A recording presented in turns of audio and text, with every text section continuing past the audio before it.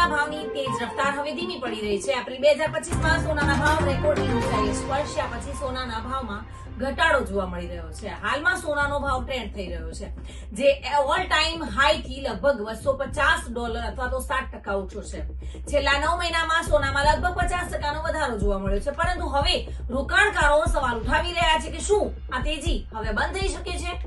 Financial એક્સપ્રેસના report પ્રમાણે gold અને silver ratio હાલમાં 100 અંશ 1 પર પહોંચી ગયો છે. એટલે કે 1 અંશ સોનું ખરીદવા માટે 100 અંશ ચાંદીની જરૂર પડે છે. ઐતિહાસિક દ્રષ્ટિએ આ રેશિયો 70 અંશ 1 ની નજીક રહ્યો છે.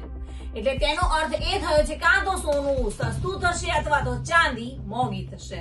એ જ પ્રમાણે ગોલ્ડ પ્લેટિનિયમ રેશિયો પણ છેલ્લા 2 દાયકામાં 1 અને 2 ની વચ્ચે રહ્યો છે, પરંતુ હાલમાં તે 3 અંશ એટલે કે 5 પર પહોંચ્યો છે. એટલે તેનો અર્થ એ થયો કે સોનાની વેલ્યુ વધારે પડતી બતાવવામાં આવી રહી છે અને તેમાં પણ થોડું કલેક્શન આવી શકે છે. 2023ના ભૂ રાજકીય તણાવ તેમજ કેન્દ્રીય બેંકો દ્વારા ભારે ખરીદી અને વૈશ્વિક અનિશ્ચિતતાને કારણે સોનાની ડિમાન્ડમાં વધારો થયો.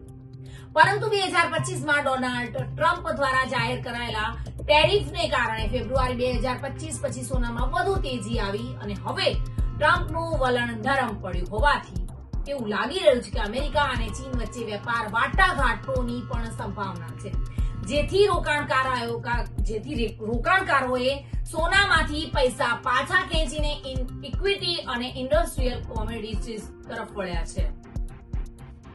તાજેતરમાં જ યુએસ ડોલર ઇન્ડેક્સ 100 અંશ 1 ને પાર કરી ગયો છે અને જે છેલ્લા 3 વર્ષમાં સૌથી હાઈ છે.